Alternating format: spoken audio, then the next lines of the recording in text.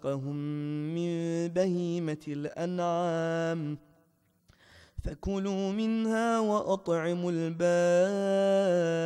الفقير ثم ليقضوا تفثهم وليوفوا نذورهم وليطوفوا بالبيت العتيق ذلك ومن يعظم حرمات الله فهو خير له عند ربه وأحلت لكم الأنعام إلا ما يتلى عليكم فاجتنبوا الرجس من الأوثان واجتنبوا قول الزور حنفاء لله غير مشركين به ومن يشرك بالله فكأنما خر من السماء فتخطفه الطير أو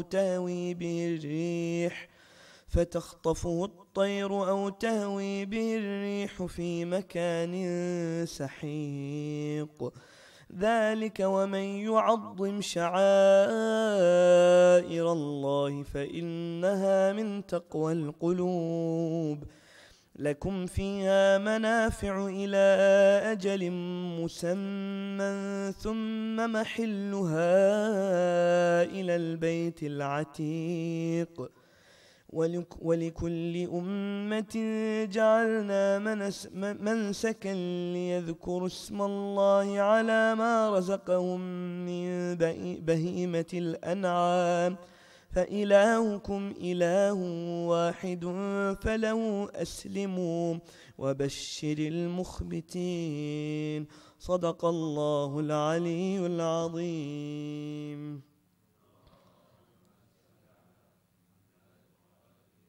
The translation is as follows.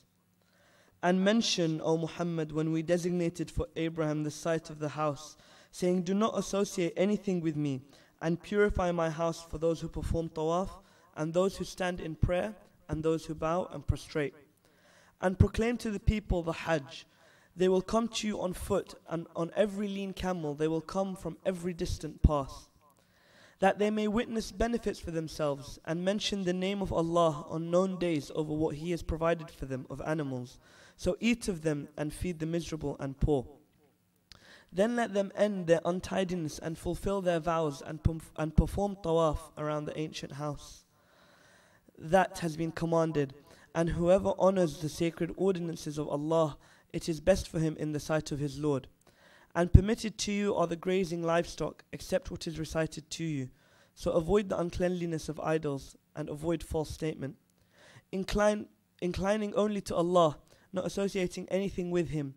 And he who associates with Allah, it is as though he has fallen from the sky and was snatched by the birds, or the wind carried him down into a remote place.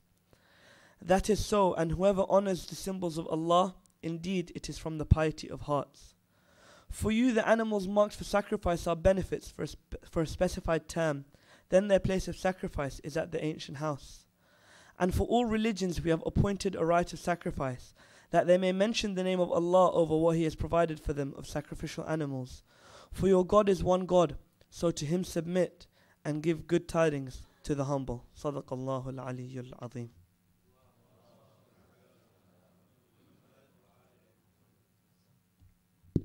Okay, thank you very much, Muntazir. Today's program is as follows.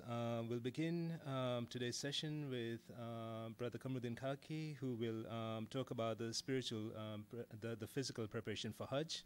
This will be followed by Sheikh Abbas Jaffer, who will cover the background and the historic aspects about Hajj. We'll then take about a 10-15 minute break just to refresh ourselves. This will be followed by a discussion by Muallima Masuma by Jaffer on the fiqh and the ritual aspects of Hajj. We should, inshallah, have some time for some questions and answers afterwards. And then we'll break for Zahra Salat and finish the program with lunch after that. So please, I'll just give you a brief introduction about Brother Kamruddin Khaki, or Kakachi as we know him as.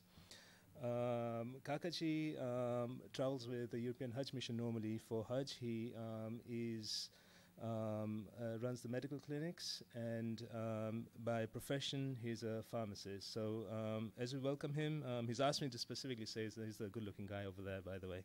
So please recite a salawat as we welcome Kakaji to the podium.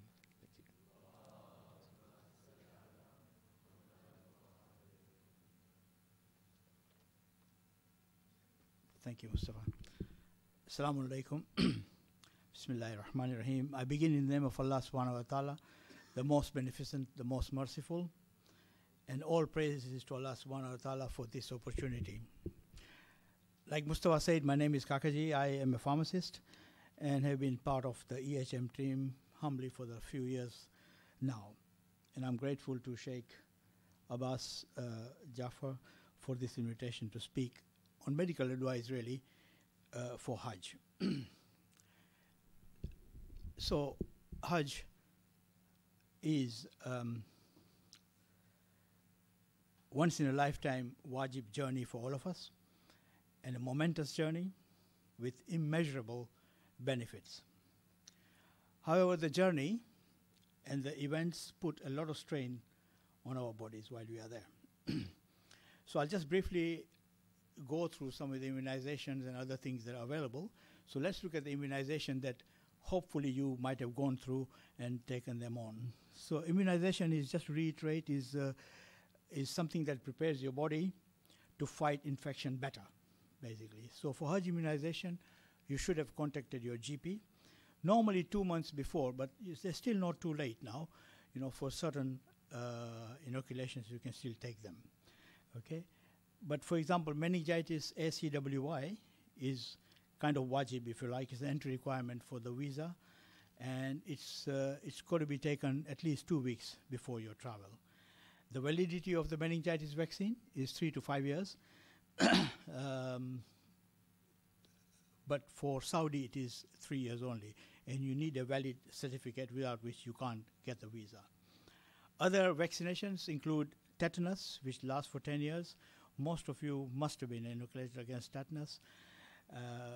Polio, you don't need that actually, or you might have done it. Hep A, which affects the hepatitis A, which affects the liver and spreads through contaminated food and water.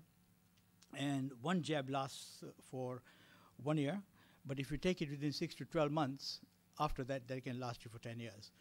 It's not too late to get Hep A as well. You can get that if you want to, hepatitis A, if the vaccines are available.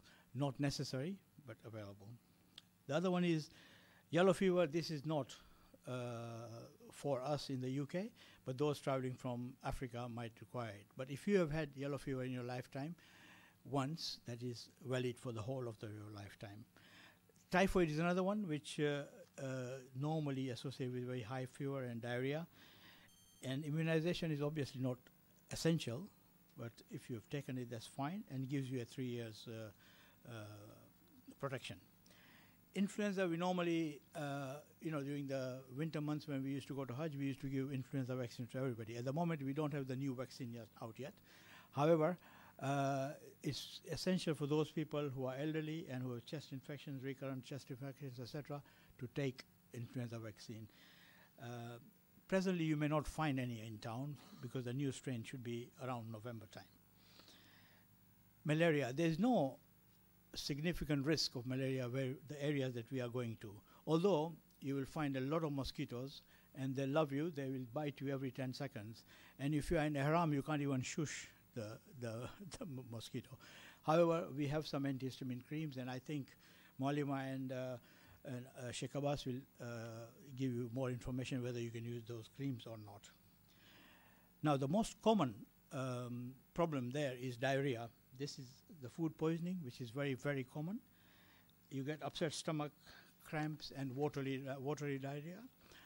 So what do you do? Actually, it's simple, very common. It's very commonsensical thing to do, actually.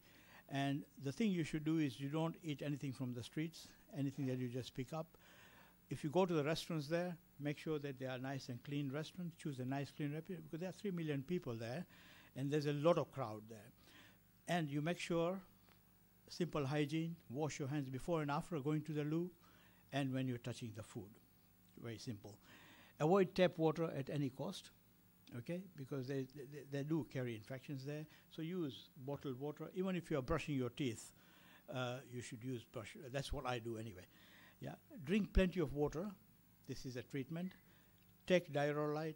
The doctors may give you some Imodium and antibiotic called ciprofloxacin, but that could only be prescribed by the doctor, and your group doctor will be able to help you on that one. Yeah. So seek a doctor's advice. Now, this is very, very important. Because this can lead to dehydration and what have you. So if your diarrhea is not settled for 3 to 4 days, you must seek doctor's advice. Vomiting for 1 or 2 days. Yeah, you feel weak, drowsy, and confused. You developed a fever.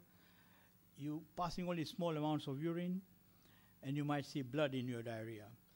Sometimes you get joint pains. Now, all these things are serious effects of diarrhea, and you must seek medical help by that time. And the other thing is dehydration. How much water do you think our bodies have got? Any of us? Our body is composed of about 70% of water. And only small changes of water percentage in our body can cause diarrhea, dehydration. So presently there are very high temperatures in Saudi Arabia. Some of our group leaders had come back and they said 8 o'clock in the morning, 48 degrees.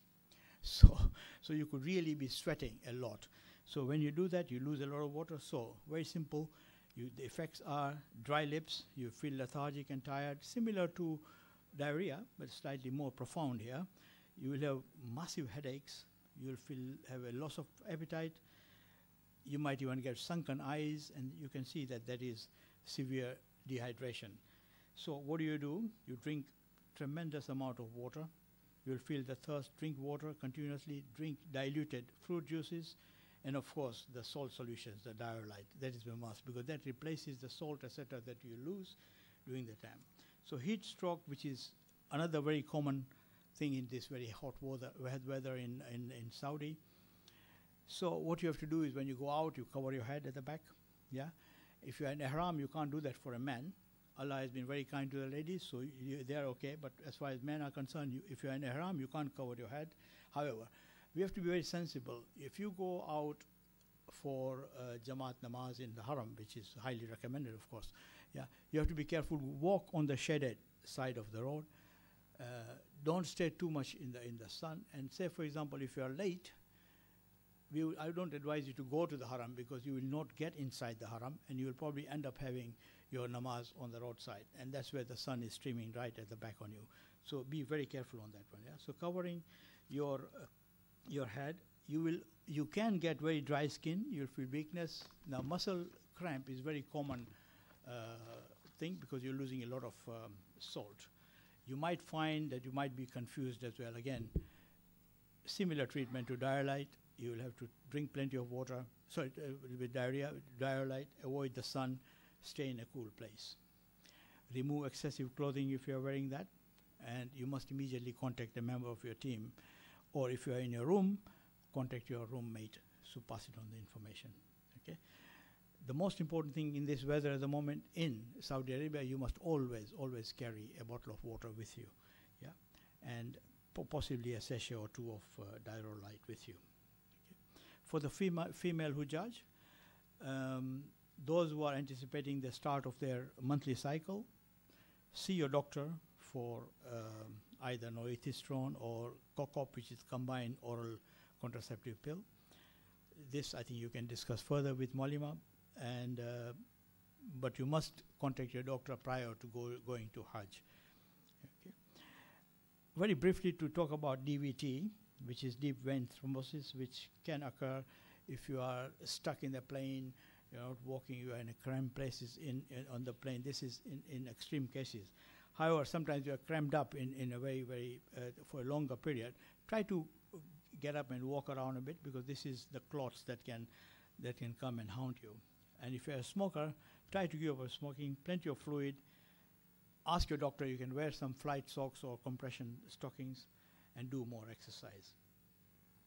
So general advice is that Hajj is not very easy, especially in this weather, and especially the last 3 days, the 3 days that you're going to be in Mina, Muzdalifah, Arafat, and you've got to do all these rituals on a daily basis, wajib, within a prescribed time, and when you've got about 3 million of people doing the same thing at the same time. So, for example, our tent, maybe if you are in Europa tent and the Jamarats are about 1.5 hours away, you've got to walk in that weather. Okay, the heat. Okay, you have to walk. You got no time, and you've got to throw those stones or hit the shaitan during that prescribed time. So you can't say, "Oh, I'll sleep it off and do it tomorrow." You can't. There are certain things which Sheikh and Muallima will explain to you today. So you have to be fit. So this is your time to really join the gym, or walk briskly every day, at least 15 to half an hour, until you break into a bit of a sweat, and you know that and you get yourself fitness. So when I started this talk, I wanted to say that you remember 2 words, SF, and I'll come to that when I come back, either SF or FS, whatever you want to see it. So this is basically one. Drink plenty of fluid, continuously get used to it, carry water, dialyte, glucose tablets with you, sunblock. You can use the sunblock if you are not in ihram, and if you are in ihram for certain conditions, the Sheikh will go through that with you. And always avoid the sun if you can. While you enjoy the sun, that's fine, but from 11 o'clock to about 3 o'clock, it is at the highest peak. That can be very dangerous for you. Okay. You should use a moisturizer on a regular basis for dry feet and other places, Vaseline for your lips, etc. For diabetics, you must carry your insulin in the insulin pouches, which are available if you go to a local chemist, they'll be able to sell you one. And if you're in the plane, you can give it to the air hostess to put it in the fridge there. But don't forget not to take it from the fridge when you're leaving the aircraft. Carry a chocolate or a sweet or maybe a glucose, just need to avoid hypos. And especially in Makkah, Medina now, as you will be there, the dry weather, very hot weather, the diabetics will suffer from very, very dry, cracked skin. So you must carry things like a Flexitol or one of those the creams that moisturize your feet, and use it regularly. Okay. It's been said that vitamin C helps a lot with Barocco or things like that. I'm not promoting any particular product, but vitamin C products, Barocco is very popular. You see people always using Barocco there. Also chat to people who have been to Hajj before, and they will be able to guide you better. Remember, your personal fitness leads to higher spiritual accomplishment for you, and you will be able to do more ibadat if you are fit. Okay, if you are lethargic and tired all the time, you'll only be sleeping in the hotel. Okay, and if, for example, you are getting late to get to the bus, etc., the whole bus is waiting for you. You'll delay other passengers there because you're not fit or because there's something wrong, etc. So it is in your interest actually to be fit, to be part of the Hujjaj group as such, to help the volunteers who are really doing a thing for you, fi sabilillah. Okay, so this is one thing. There are certain medications as well. These are some very important points. Some very important points are some medications in Saudi Arabia which are banned. Codeine containing products are banned. So if you are carrying any medication, make sure that they are fully labeled. All your medication must be labeled fully in your name. Carry the copy of your prescription. This is your normal, regular prescription. And carry enough medication so that it covers your Hajj period and maybe 1 or 2 days, just in case the flights are delayed. Don't keep your medication in the main suitcase. Carry it in your bag, in your handbag. So it's always with you, so you don't lose it. Just in case the bag is lost, delayed. It has happened before that, you reach Medina and your bag comes after 3 days or 4 days because it's been left behind. Okay, and a copy of your prescription is very important, just in case you are stopped for some of the products which may be banned in Saudi Arabia.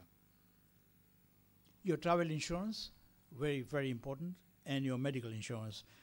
We had a case a few years ago when a guy became very ill. He didn't have any travel, medical insurance, and if I tell you the cost of the bill that he had to fork out was out of this world. It's tremendously expensive.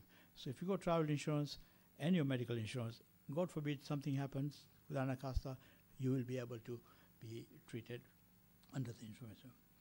So finally, remember that you must always contact your GP, professional or medical team group.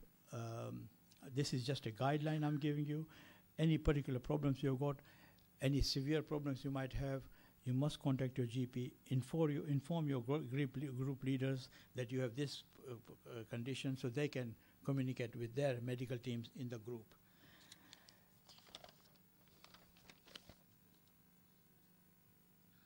So I've got a couple of minutes. Talking about going to Haram and doing ibadats.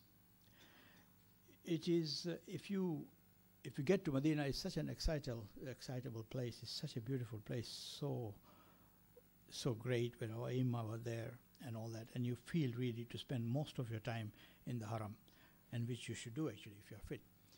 But you don't overdo it. If you overdo it and if you have only 1 hour sleep, okay, what will happen is that by the time you reach Makkah and you do your Umrah Tamattu, the first one, and then you go for Arafat, you'll be completely run down, okay? And you will lose your wajibat. The wajibat is Hajj. You've come for Hajj, yeah? So you can do the ibadats, but do it within limits. You know your health better than anybody else.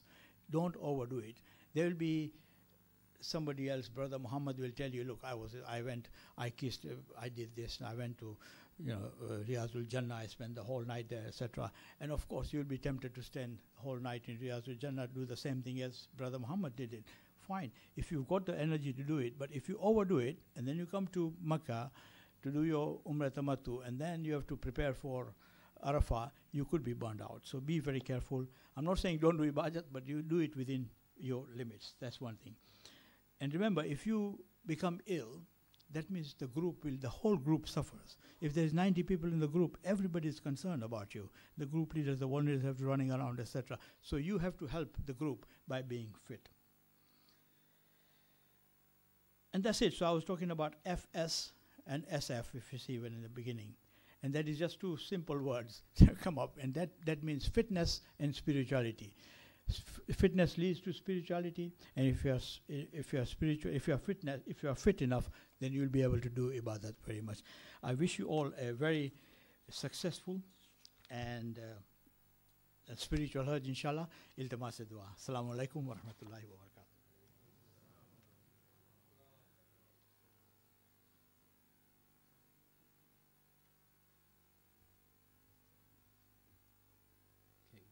Thank you very much, Kakaji, for this very helpful, insightful topic.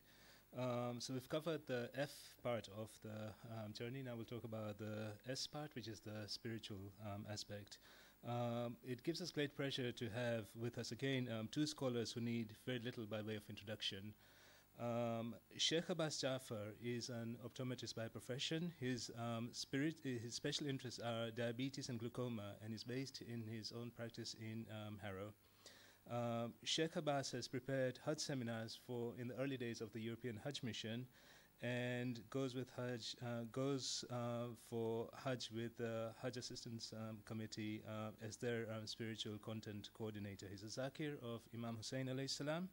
He has a master's degree in Islamic sciences and is currently writing his PhD thesis on challenges faced by educators of young Muslims in modern-day Britain. He's a former lecturer at the Islamic College of London. Sheikh Abbas has coordinated a book with his wife, Muallima Masuma, on the Quranic sciences for the Islamic College, and has translated several works into English. His latest translation is Towards Eternal Life, a book about life after death, written by Sheikh Bahmanpur. Sheikh Abbas lives in London with his wife and 6 children. May I please ask you to welcome Sheikh Abbas with a loud salawat.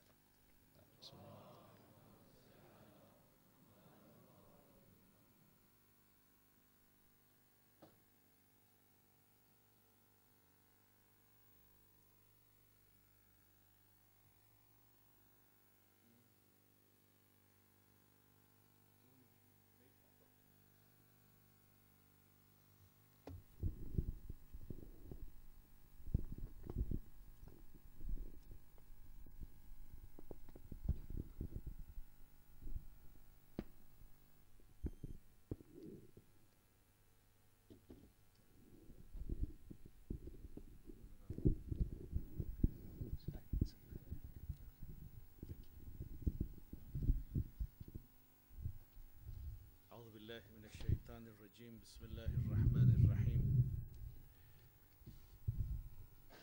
الحمد لله رب العالمين بارئ الخلائق أجمعين والصلاة والسلام على أشرف الأنبياء والمرسلين سيدنا ونبينا حبيب قلوبنا وطبيب نفوسنا أبي القاسم محمد اللهم صل على محمد وآل محمد. Assalamu alaikum everybody. Alhamdulillah, we're all ready as we can be, and we are getting readier all the time for this great trip.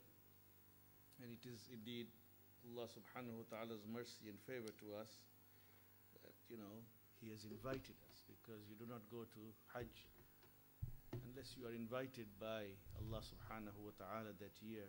And that is what we plead for every time in the month of Ramadan. Allahumma arzuqna hajj baytika al-haram fi aami hadha wa fi kulli aam.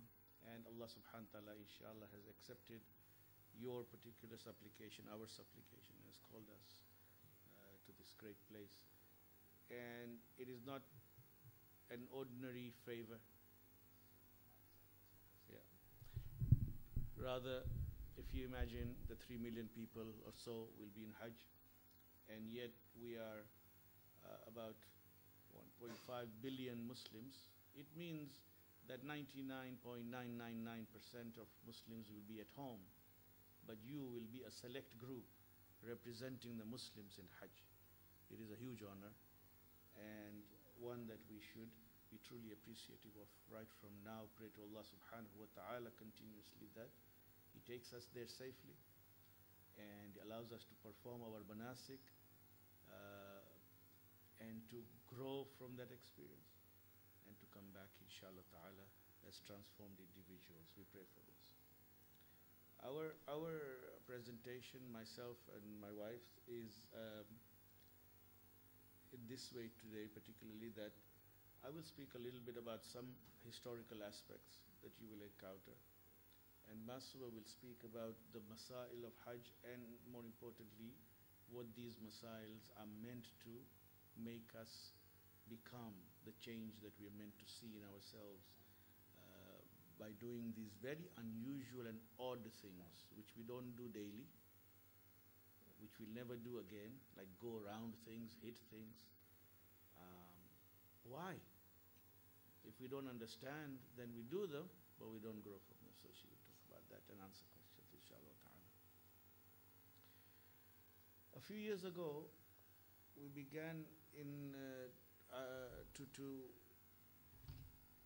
receive, well, we didn't begin to receive, but we'd always had complaints from ladies that, there are parts of the mosque that they cannot go to, especially in Medina. The Medina experience tends to be, it wasn't the same for women and men, because part of the mosque was blocked to them.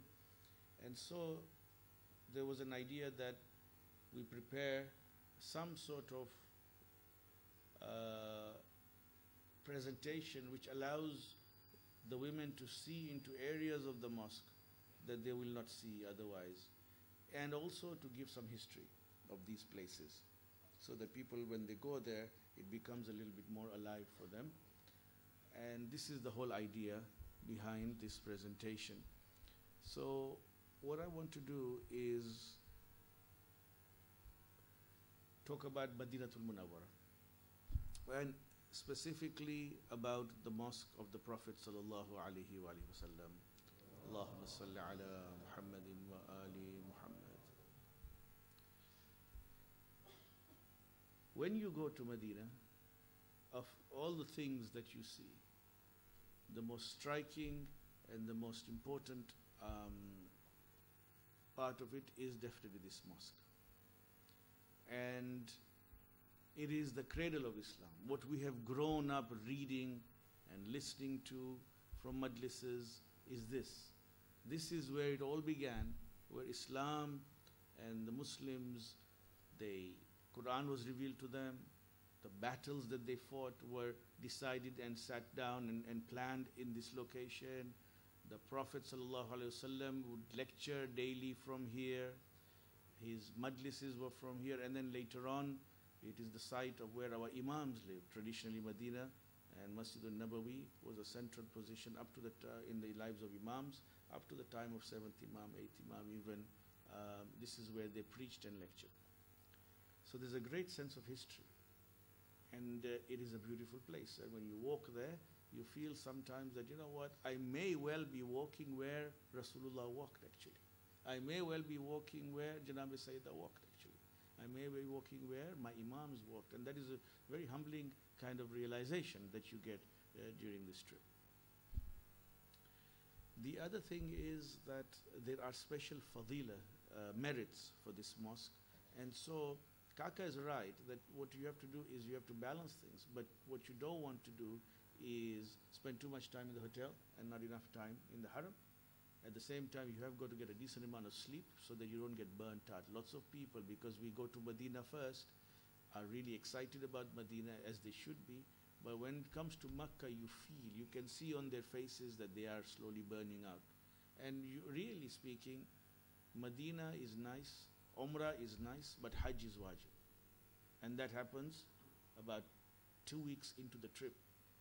Maybe, just under 2 weeks into the trip, and you need to be at peak at that time.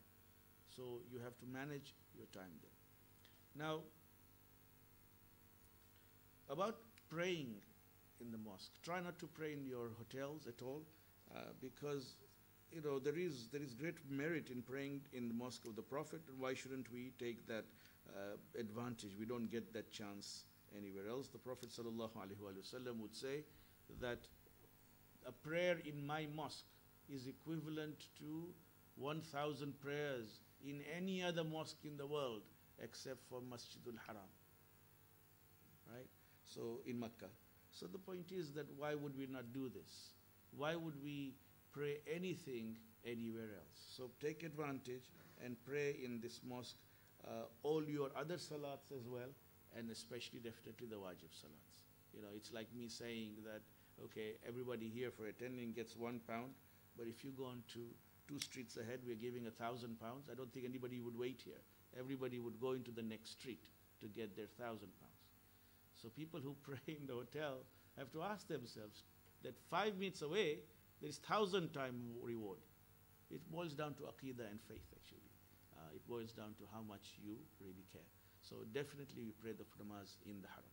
And it is one of those 4 places where we are allowed to pray, or we have ikhtiyar to pray full salat, even though we are visitors in this place.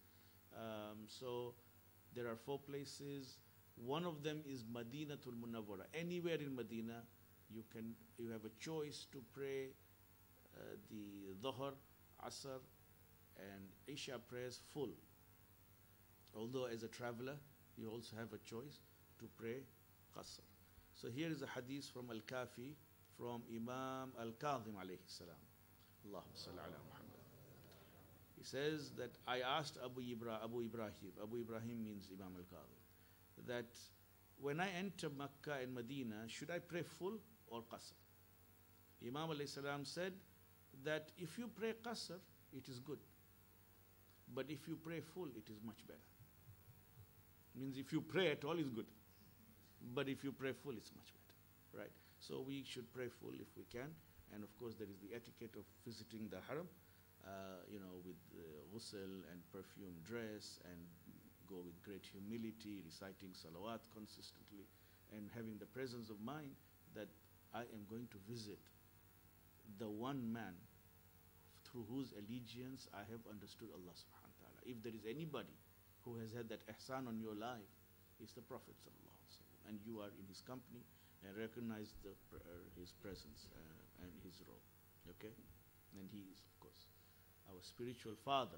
You go there and you talk about those kind of things that you would talk about in front of your father, in front of somebody who you can speak to with great trust to help you. Rasulullah is alive.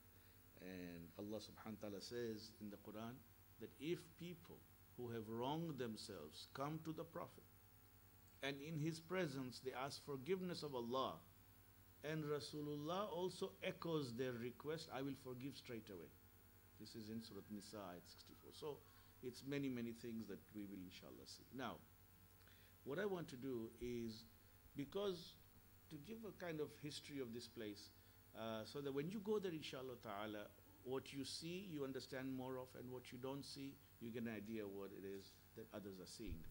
So, this slide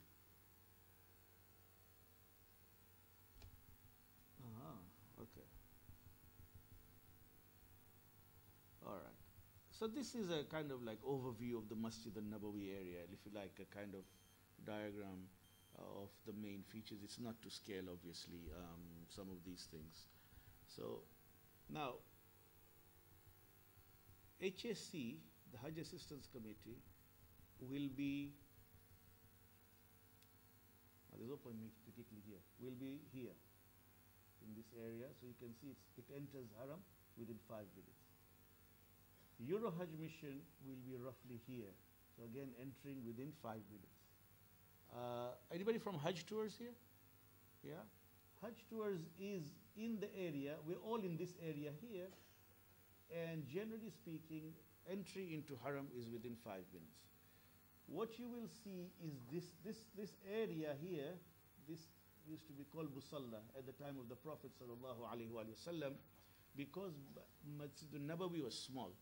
And Musalla was the area where the Salatul Eid and Salatul Istisqa, the Salat for rain, and other salawat used to be recited in this open Maidan area. There are mosques now which have been named after individuals, khulafa of the Muslimin at some point or other, who used to lead Salatul Eid from outside. So they wouldn't lead Salatul Eid in the mosque. It was very small. So this one here is Masjid Umar. This one here is Masjid Ghamama. Masjid Ghamama is the mosque where the Prophet ﷺ with the Muslims prayed for rain at a time when Medina was scorchingly hot and there was no rain for a long time. So they went to this place and they prayed, and of course, even while they were praying, there was great rain clouds appeared. Rain clouds are called Ghamama. Black rain clouds appeared. Prophet ﷺ said, go to your homes because it will rain, great rain soon. And the people were drenched on their way home. A mosque is at that place. You can go and pray there. Masjid Omar, well, you can go see it. Masjid As-Siddiq, this one, and Masjid Ali. Now these are mosques that have been built. Generally speaking, if there was a great event or a notable event that happened in a particular spot, Muslims built mosques there. Masjid Ali is not open. Masjid Siddiq, not open. Ghamama is open. Umar, I have not been to.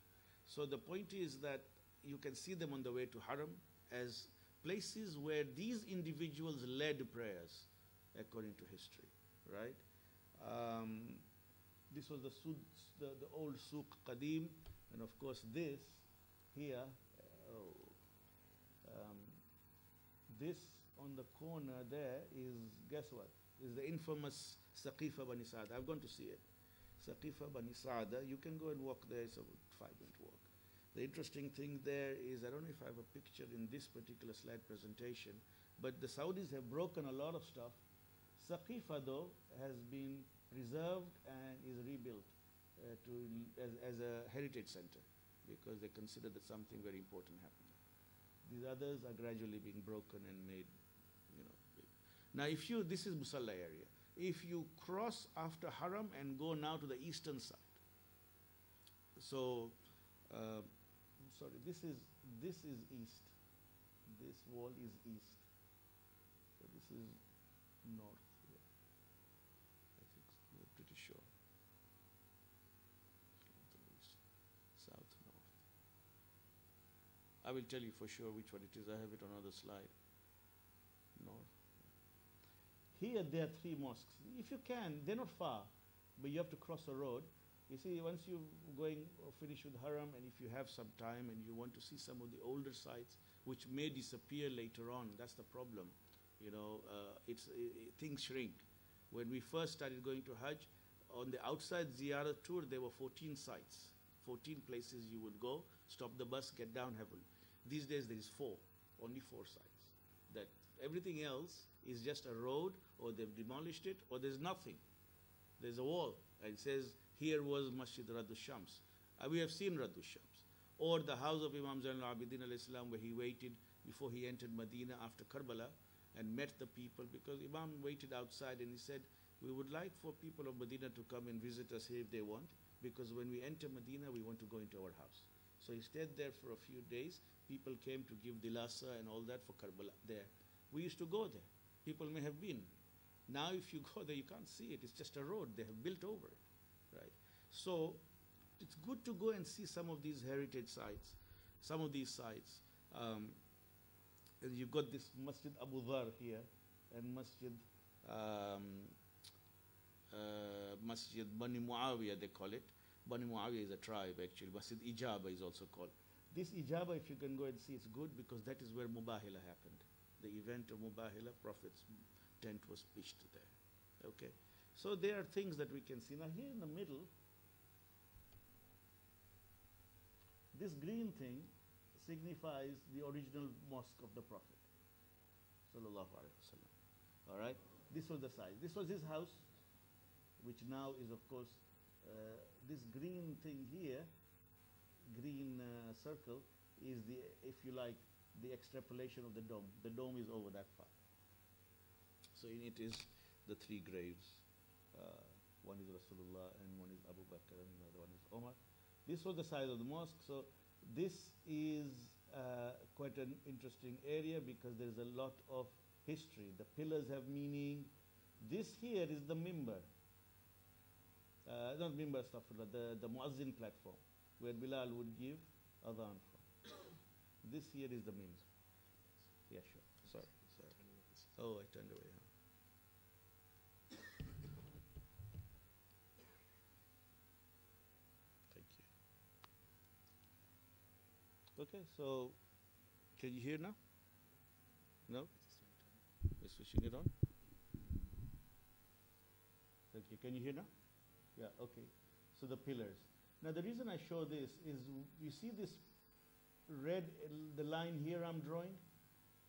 And then this line here. So this and this is where the women can go to. They cannot go any further than this, even when it is open for them.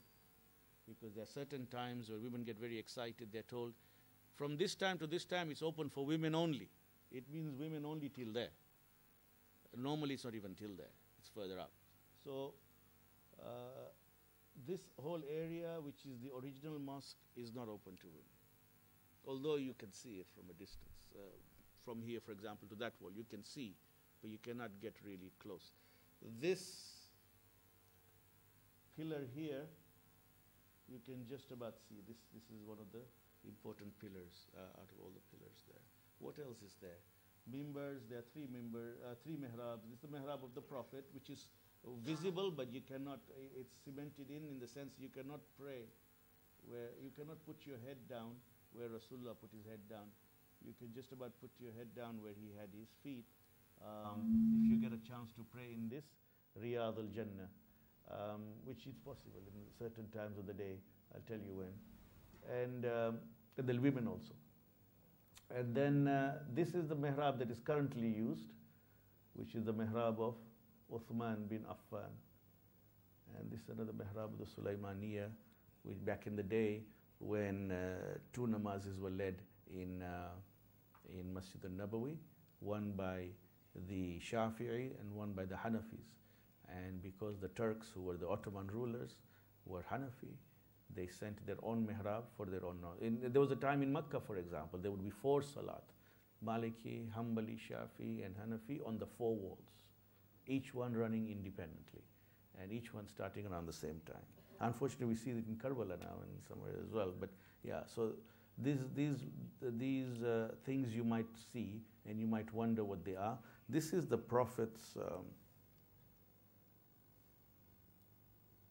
mimbar. This. You will see it when you get there. I'll show you pictures of it. I can get carried away with some of this stuff, right? Okay. So this is an exhibition that they had a while back where, based on history, it was a really nice thing to go and see. Sometimes in Madinatul Munawwara, normally they have three exhibitions or 2 exhibitions right next to the Haram. Go and see them. There's a Quranic exhibition, there is a history exhibition, then there's a rotating exhibition which is different every year. Last year it was the wives of the Prophet. The one before was the battles of the Prophet. And they're very detailed. You go in there, and they have for example, they have the whole battleground that they've created. And they show the movement of the Muslims, the movement of the enemies, how many people were killed. When it came to the Prophet's wives, who they were, where they came from, what did they do after the Prophet, what children did they have. It's worth seeing these things if you get a chance. This was one of the roving exhibitions, and they showed what was at the time of the Prophet. The mosque was a very, very simple affair. As you can see, just a simple covering on the top there, where the people were praying, and then the rest of it was open. This is only 1,000 square meters. It's not very much, very big at all, and it sufficed the Muslims. It didn't even have a roof, and there were those two things are the houses of the Prophet, which are the houses of Sauda. When Janab Khadija salamullahi alayha passed away, Rasulullah sallallahu alayhi wasallam married Sauda, and she was a widow, and she was the wife he had in the last days in Mecca, and then he married also Aisha when he came. So Sauda he married 3 years before leaving Mecca, and Aisha was married in 1 AH. Sauda was 50 years old, she was a widow. Aisha was unmarried, most probably she was 19 at the time, although some say 9 too. These are their apartments, their houses, and later on, of course, Prophet married several women, and there was more apartments. As you can see, this is a picture of the things around 5 Hijrah. And what we've got is more apartments of the Prophet sallallahu alaihi wasallam. And here, so we've got the original houses of Sauda. This is Sauda's house. Sauda's house is here. Aisha. Then he married Hafsa, the daughter of Umar al-Khattab, who was a widow. Her husband had been killed in Badr. This is the house of Zainab bint Khuzaymah, who the Prophet married in 4 Hijrah. She only survived, she died also in 4 Hijrah actually, 9 months later. Very, very pious lady. He married her, she was a widow also. And then later on this house was taken over by another of the wives of the Prophet, who was probably one of his most loyal wives. And that is Salma, whom he married in 6 Hijrah. This house here is the house of Ali and Fatima salamullahi alayhim. So you can see that they were very simple affairs. And later on, of course, on this wall here, we had houses of the other wives of the Prophet, Zainab bint Jaish and Safiya and Ramla and Juwaira and all that. So those, we don't know their exact location where they were. And the houses is interesting. These houses, if you look at them, they were all built on the same template, all right? All the wives had the same sort of house, and that was 5 meters by 4 meters. So if you look at that, 5 meters by 4 meters, I don't know, that is from there to there, is that 5 meters? From that wall to that wall, and this much. And then there was a hayat and a small area in the courtyard for keeping animals or whatever else they want, which was a further couple of meters. So it was a person who was standing in that house could touch the ceiling with their hands. So these were very simple affairs that the Prophets lived. Medina, in the early days, people were very poor. And Prophet's houses were very simple. I don't want to go into history of expansions because I think it's not something that everybody loves. I can get carried away with some of this. I love the fact that you know how the mosque is expanded over the years. You know, this internal part.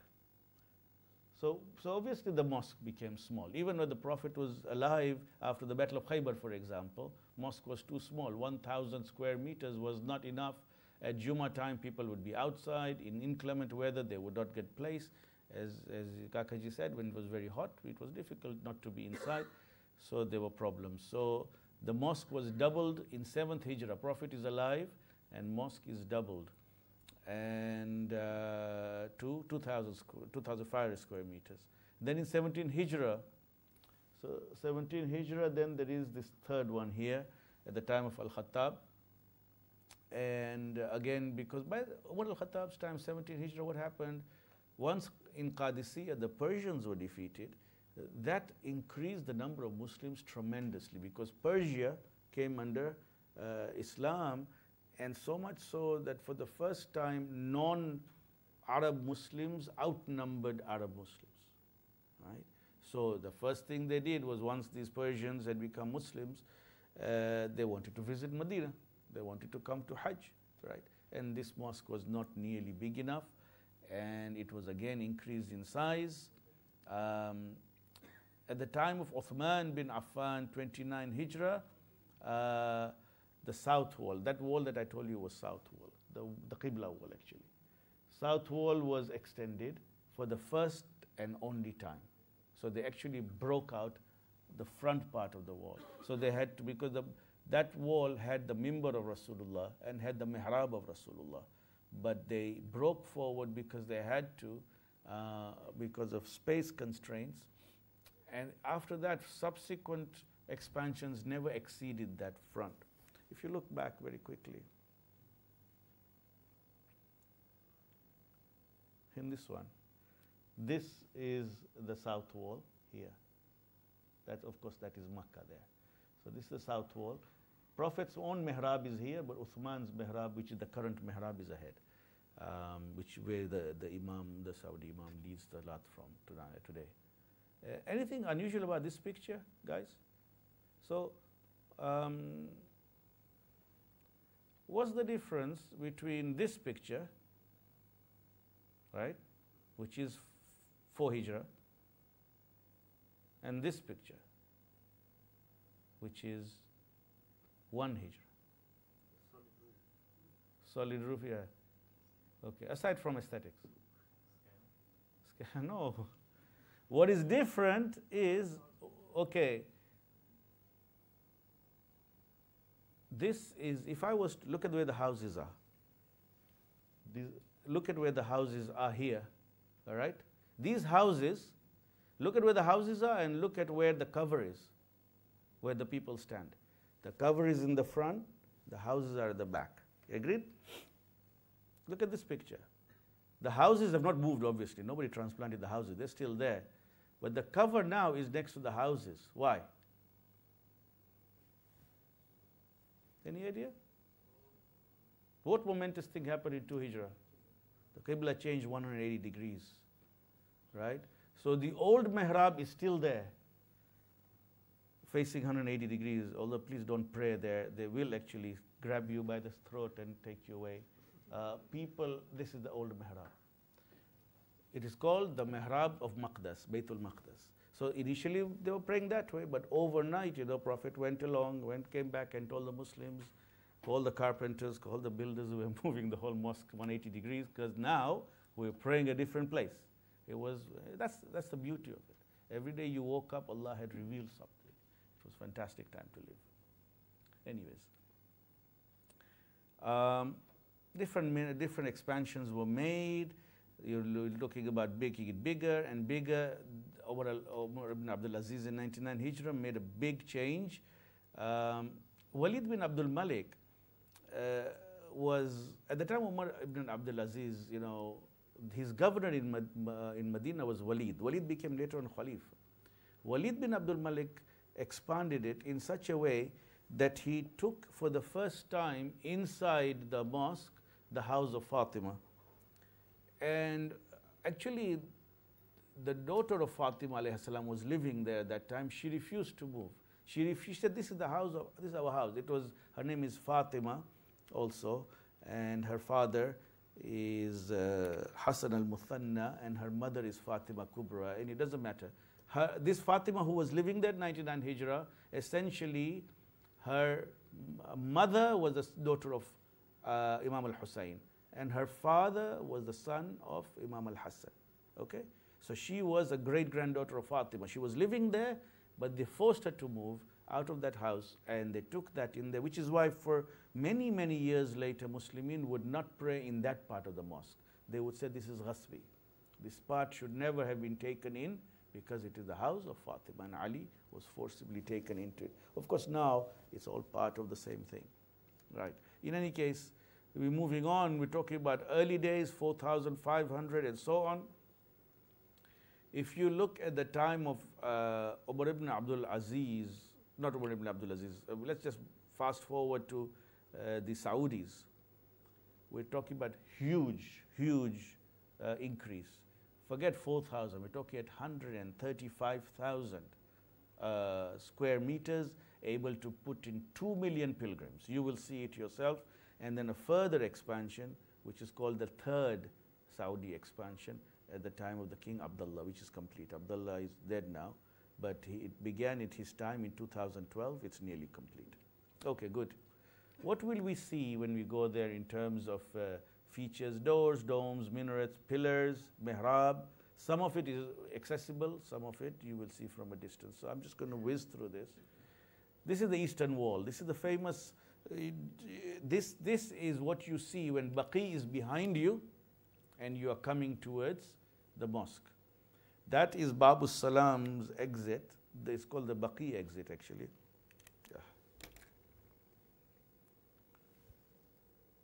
This is the exit of Babu Salam. On that side is Babu Salam. Here it is called Babul Baqi. This is a later addition to the mosque done at the time of Umar al-Khattab. This is not one of the original doors, but this is the one from that side, at opposite side. The men after Salat, they come and they file past, they go through and they file past the grave of the Prophet, which the ladies cannot do, all right?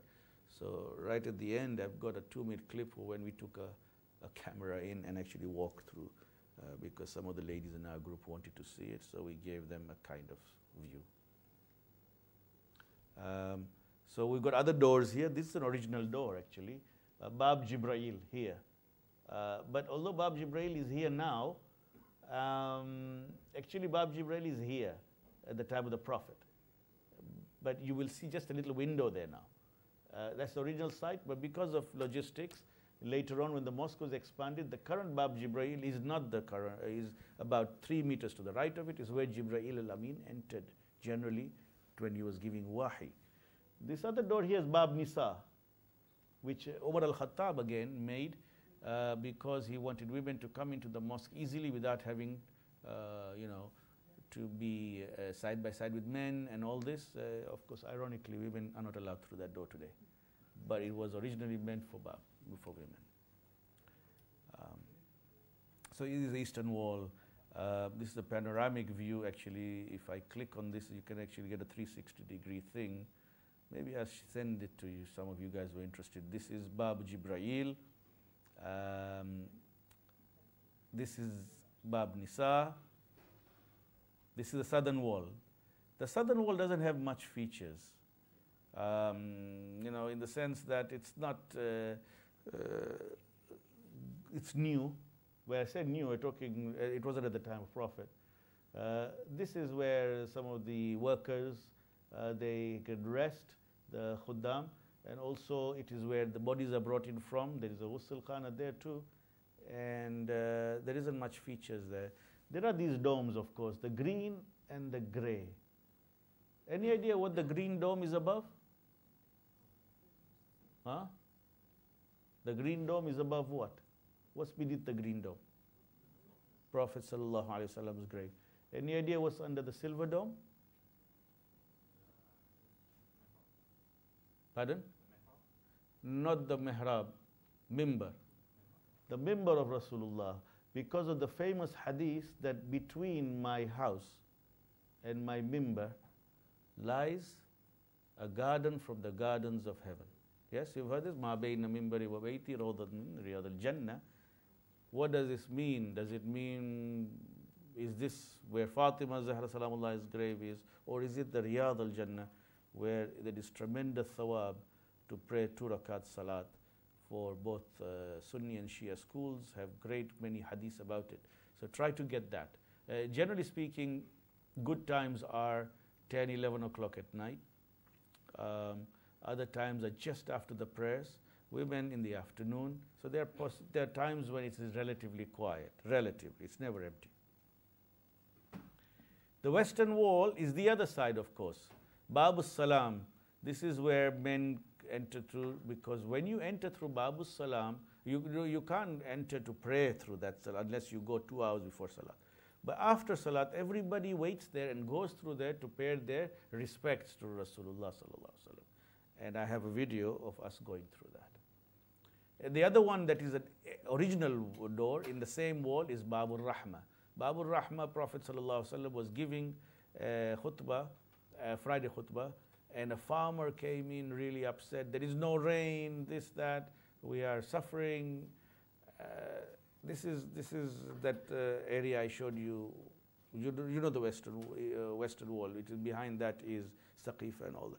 So he came in from there, and Prophet in the middle of khutbah prayed that, Ya Allah, the people in the villages and the people in the outlying areas are suffering. Give them rain. So rain came through this prayer of the Prophet, and then it is said that the man came back next week to say there's too much rain now. So I think we're never satisfied. Is it good to have hot weather or cold weather in England? We're never satisfied. So Babur Rahma, because of Rahma is rain. This is an open door. Door is open, you can go through there. Other doors, Babul Quba. Quba I've just put in there. Quba is, you know where? Quba is the door you will all enter from. Where we are living in our hotel, we'll all enter through there. Amen, that is. Other many doors. Domes and minarets. These are the famous domes. These are called the Sulaymaniya domes because they were built by Sulayman, the first Ottoman emperor. He built the green mihrab, the green dome. The dome for years before the Sulaymaniya one was blue, actually, a bright turquoise blue. But now it is the famous green, which is symbolic of Medina, and the silver dome I told you about. Newer domes now, of course, these are domes that are controlled by remote control. Sometimes when you're in the mosque, you can actually see these huge domes opening up, so they want to let more light in if it is getting in the evening time. So you may see them. These are huge domes, and they weigh 8 tons. That's heavy. That's heavy, but they are marvels of design. Famous pillars. Pillars I want to talk about because you may well get some of these pillars, and they all have a history. Hannana pillar is, Hannana means weeping and crying. This is a pillar where Rasulullah would lean on this tree trunk when he was giving khutbahs to the people. He would just lean on it in the early days of the building of Medina. Because don't forget that when they built that structure, to hold the roof up, that temporary roof thing, they had all these pillars made of date palms. There was nothing fancy. But when he used to lean at one of them when he was giving lectures, and later on they built a mimbar there, and they cut the tree. They cut this palm. And many hadiths we have that there was a sound of crying and weeping from that tree. And Rasulullah said, it weeps because it is deprived of my presence now that we have built this mimbar. It was buried there in that location. It is also called the pillar of Mu'attara or Mukhallaka because they used to make this khaluk attar there, and they used to hang it there and give it to people as people came to have some attar and perfume. It was used to be made there as well. Pillar of Aisha. Pillar of Aisha is, now it's in the middle of Riyaz al-Jannah. Now Riyaz al-Jannah has got a different color carpet, green. And the rest of the place has got red carpet. Riyaz al-Jannah, they have for ladies and gents, but ladies cannot come to the Aisha pillar. In fact, most of these pillars you cannot come to at all. Men can. Aisha pillar, because it is this particular pillar, once after the passing of the Prophet, many years after the passing of the Prophet, Aisha said that my husband, Rasulullah, said that there is a pillar in my mosque. If the people knew the thawab of praying there and how much hajat is accepted there, they would flock to it, and they would cast lots to see who gets a chance to be in front of it. So Abdullah bin Zubair is also related to Aisha through his mother. And he said, you must tell me, and then she finally told him, this is that pillar. So it became known as the pillar of Aisha. And if you get a chance, I'm talking to the men, it is a place to pray for hajat. Then the famous pillar of Abu Lubaba, of course. I think people all know the pillar of Tawbah or pillar of Abu Lubaba. This is the whole story of Banu Qurayza. I don't know if you know this, where at the Battle of Ahzab, It was an important battle because Muslims were outnumbered. This is Battle of Khandaq, that is, they call it. Prophet was very worried about what kind of allegiance or alliance was against him. Quraysh had merged with Jews, both outside Medina and inside Medina. Prophet told Banu Qurayza, I hear that the Jews are with them, but you and we have an arrangement. We have a pact, we have a deal that you will protect Medina. And this is how it has already been for 5 years. You will not go to them. They said, no, we will not. But of course, when the stakes now were very high, Abu Sufyan approached them secretly. There was some disagreement because it was one of those things. If we betray the Muslims from inside and we prevail, we get rid of Muhammad once and for all. If we lose, though, he will not leave us. And of course, Ahzab, Khandaq, the battle was that famous battle between Ali bin Abi Talib and Umar ibn Abdawud. That battle, Allah subhanahu wa ta'ala protected the Muslims from. That battle was conclusively lost by that confederation of allies, Ahzab, Quraysh and Jews. They all ran. When they ran and it was finished, Rasulullah turned his attention to the Banu Qurayza. And he said, now there is jawabdari from you. You betrayed me. You went behind my back. It is now time to pay. And so they asked Abu Lubaba for arbitration because Abu Lubaba was a Muslim and he used to do business with them. So they knew him. Rasulullah said, fine, you know them, go talk with them, see what they have to say. So when they went there, Abu Lubaba was talking with them, and finally, when they finished, he said, just tell us one thing. These arbitration, what does Muhammad want to do with us? Is there any chance? As he was leaving, Abu Lubaba just put a hand here and he said, you are all dead. This is just formality. You are all dead. And then he came to the mosque. When he came to the mosque, he was mortified that what he had done was he had revealed something from the Prophet, number one. Number two, he had actually said it in anger. This was not necessarily what the Prophet was going to do to all of them, right? So he had said, so he tied himself to this pillar and he said, I will not come out of this until Allah forgives me for what I have done, right? And he tied himself to the pillar. His wife would come and bring him some food sometimes. And he was there for several days until the ayah of Surah Tawbah was revealed, saying Allah had forgiven him. Ayah 9, 102. This is where you go, according to many, many, many hadiths. People would go to this pillar and recite 2 rakat salat when they were truly sorry for something they had done to Allah subhanahu wa ta'ala, to ask Allah's forgiveness. So we'll just quickly flip through this now. Sarir pillar is where the Sarir means bed. Prophet would keep his bed there outside. This is outside his house, and he would lay there between his house and the mosque in the month of Ramadan, especially when he was doing i'tiqaf. Wufud and haras.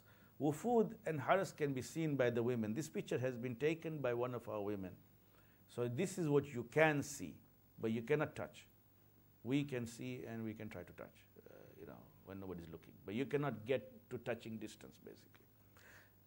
Wufud is, Amul Wufud is, 10 Hijrah, just before Prophet passed away. This was where delegation after delegation of people from all over Arabia were coming. Wufud means delegation. It's delegations, wafd. So they were coming to pay allegiance. They were coming to say, we have become Muslim. إذا جاء نصر الله والفتح ورأيت الناس يدخلون في دين الله أفواجا. Do you not see how people are entering into religion? Fawj and fawj, group after group, right? So Wufud would come, Prophet would sit there, and he would meet each delegation at that pillar, right?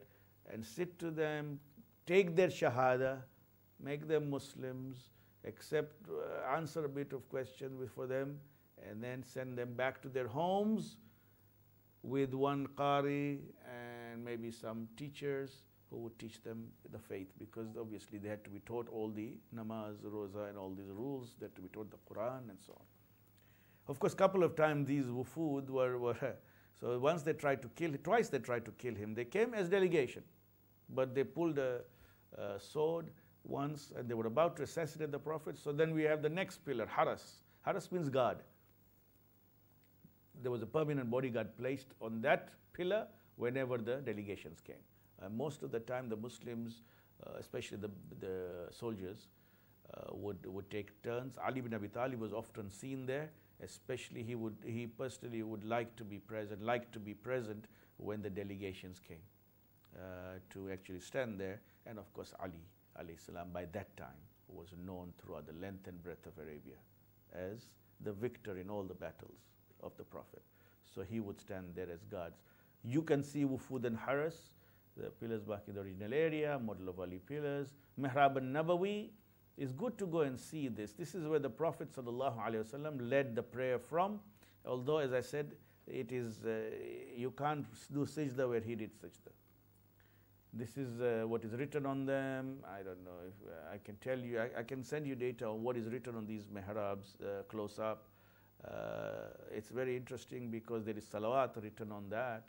Allahumma salli ala Muhammad wa ala. Don't forget that the Shia had a lot of presence back in the day when the mosque was being built. It's only now that things are a little bit tight.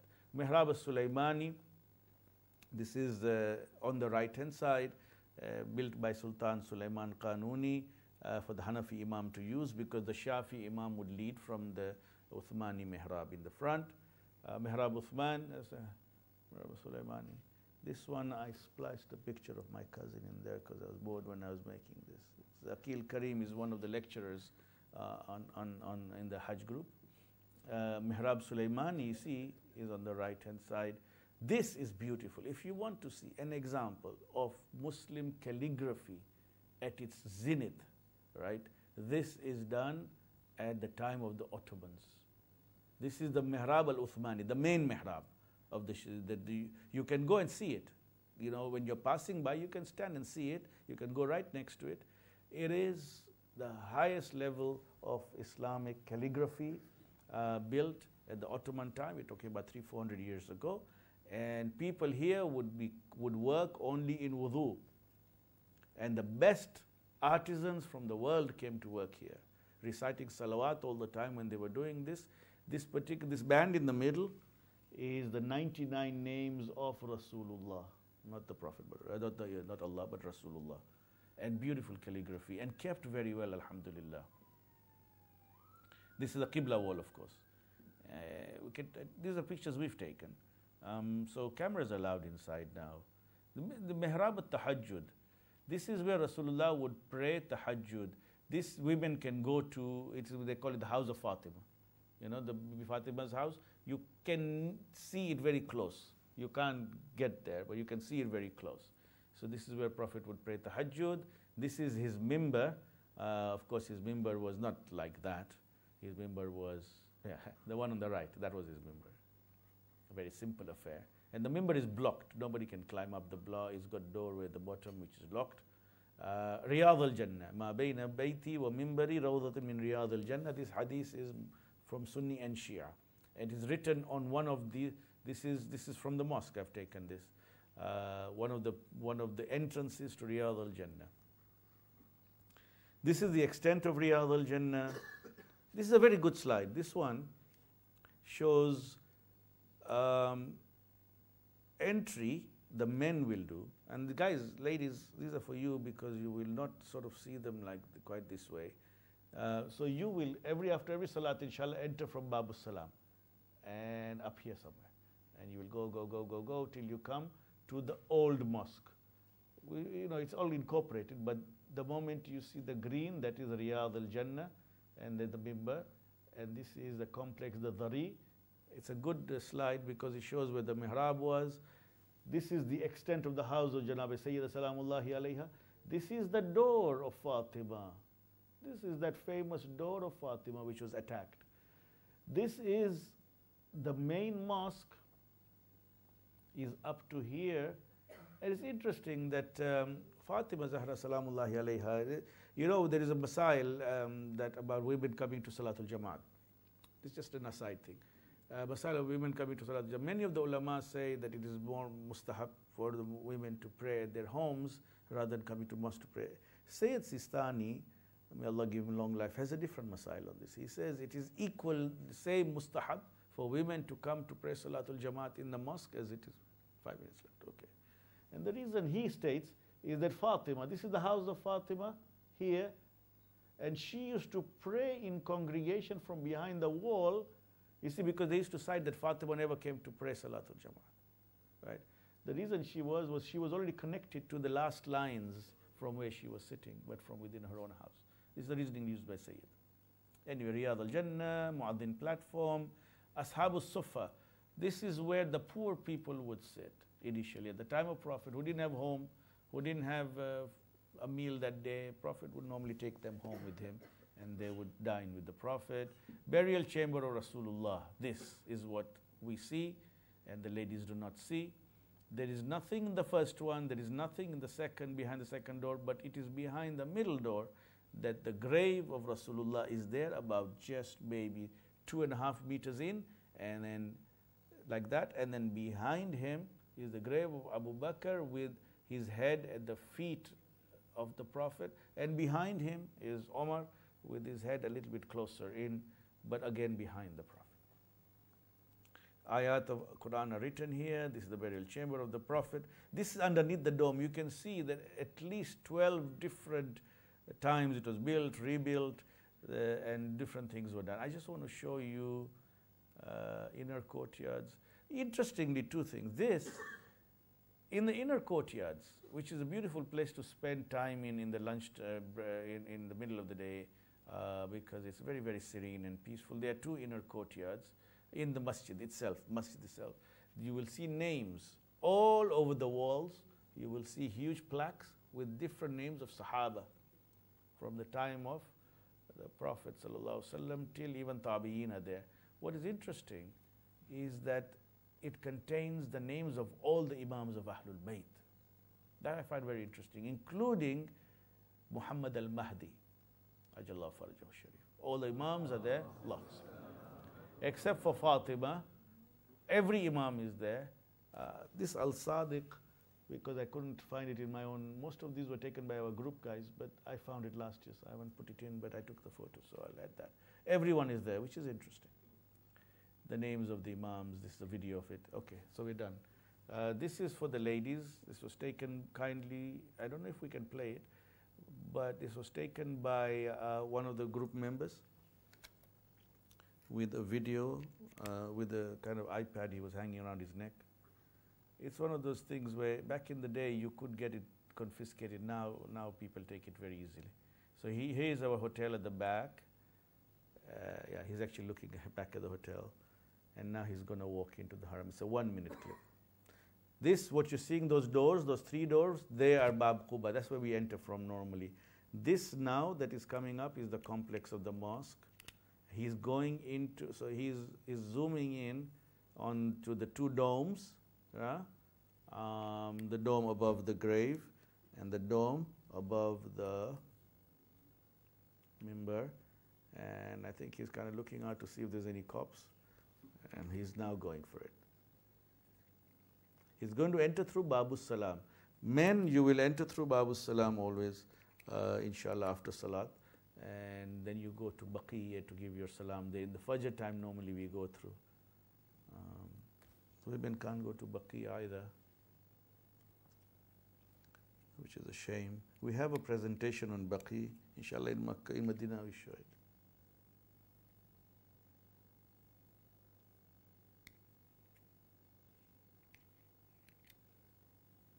So this is his entering through Babus Salam now.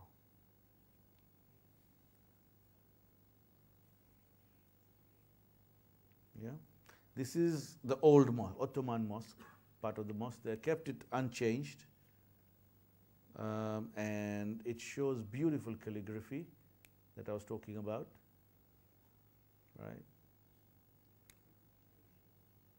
So this is probably a very, very quiet time, as you can see, late in the night. Can you see the beautiful calligraphy on the right, the photographs we took of the Uthmani? And then the mihrab is coming up, the Uthmani mihrab. This hadith just says that a prayer in this mosque of mine is better than 1,000 prayers anywhere else except Masjid al-Haram. Look at the example of architecture and art. Of course, we don't use animals and things like that. So geometric patterns, this is the best example of its kind in that era of the Ottomans, and also from the rest of the world. Afghanis built this. People from India had come as well.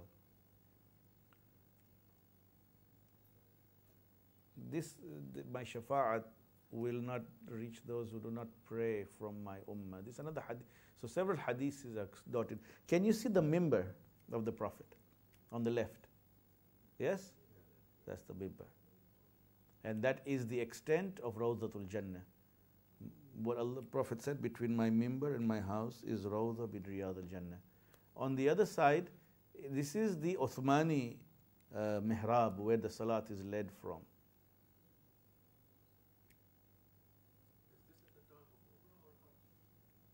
This is Hajj time. Yeah. It's 24-hour open now. So this is the main one. This is now you can see Prophet's house coming up. Can you see? Just ahead on your left. Ladies, you will not see it this close again, normally in real life. The people are praying in Riyadh al-Jannah. This is all Riyadh al-Jannah they are praying, 2 rakat. This guy is saying, don't use the camera. This is now the Zari of Rasulullah sallallahu alaihi wasallam.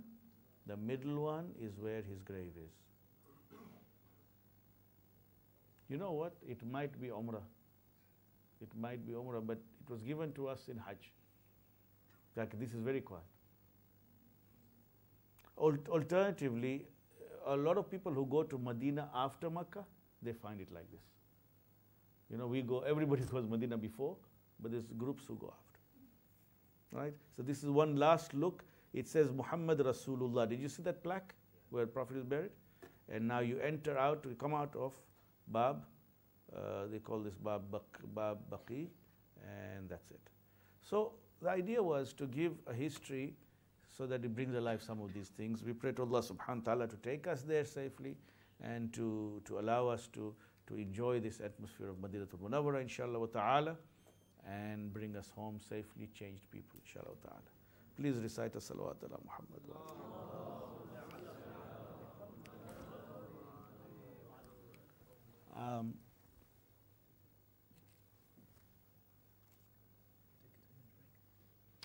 Sorry, I'll leave you to it. We'll take a break now. Yeah. Please. Thank you very much, Abbas bhai. We'll take a quick 10 to 15 minute break. Just to let you know, there's teas and refreshments on this side for ladies and for the gents at the back. Also, if you want to use the toilets, ladies can go through there and gents through here, please. So, gents through here. Yeah. So, 15 minutes, we'll resume with Masuma bhai's session at 11:45. Thank you.